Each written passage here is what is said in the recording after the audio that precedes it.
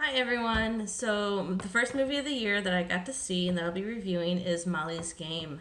It was directed by Aaron Sorkin, and it stars Jessica Chastain, Idris Elba, and Kevin Costner. Uh, I have to say, for the first movie of the year, I was actually very, very happy with this film. Quick summary: it is about a woman named Molly Bloom who is being tried for having an illegal poker game that she runs. And it kind of goes into her past, how she got into running that illegal game, and how she's getting through this trial with her lawyer, who is played by Idris Elba. So that's just basic summary. It's rated R, mainly for language, and there's some really, really extreme violence in the film as well, but it's only for a small part. For a quick review, I really, really liked it. There's a lot of things that I generally like in a movie and in a story.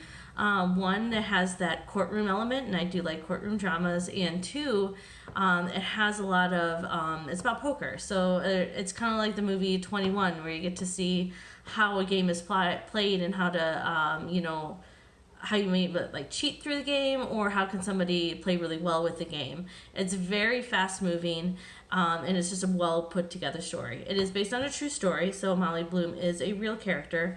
Everybody in her story is a real person, but her it's actually, she has different names for everyone, and there's actually a large part of the film is about her not giving the right names, and kind of hiding who she dealt with. For the first thing, the director Aaron Sorkin is actually known for writing really fast dialogue scripts. He did Social Network is the only movie that I've actually really seen with it, and it had a lot of quick dialogue. And this movie is just the same. This is not a movie where you can leave and come back, or else you'll be completely lost. There's a lot of dialogue, and if you're not paying attention, you could get lost very easily about what was explained or what was missed.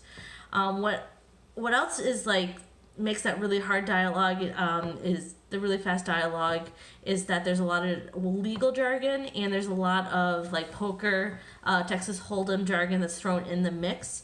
And she does try to explain some of it, but there's some words that you're just going to go right over your head if you're not really in the game, but at the same time you kind of feel like you know what they're talking about. But watching all seasons of Gilmore Girls multiple times, I'm used to fast dialogue, and hey, I talk fast myself.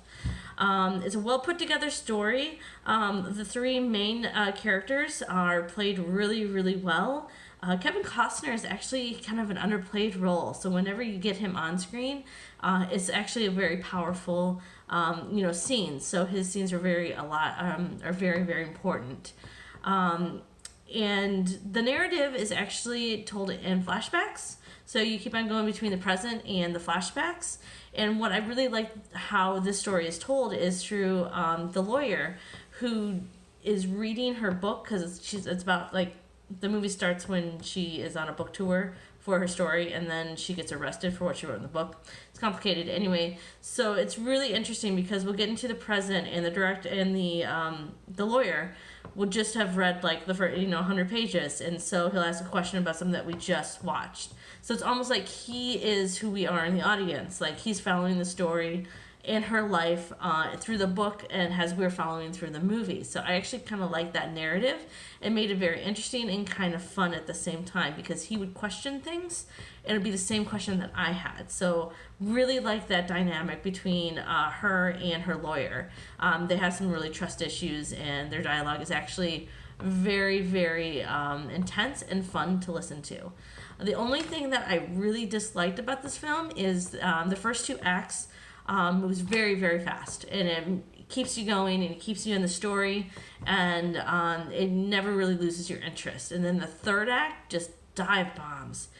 It's so slow, and you're like, can we just get to the end and find out what happens? And suddenly you're getting all these other monologues that you don't necessarily need, and you're like, can we just wrap up the story, because I'm kind of interested, and now you're kind of losing me in the so the end is kind of what killed it for me. But in the end, overall good film. I would probably rewatch it again because I feel like I missed a lot. I kind of want to research some poker because it'll actually make me understand a lot of things that were going on. Some of the side characters were really fun to watch too, and their dynamic. Overall, I really enjoyed this film. I highly recommend it. Right now, as far as where it falls on my 2018 movie ranking list, since this is the only movie I have seen this year, it is the best movie I've seen, ranking at number 1. But it also means it's also the worst movie I've seen, ranking at number 1. So we'll see where it falls out in my overall list at the end of the year.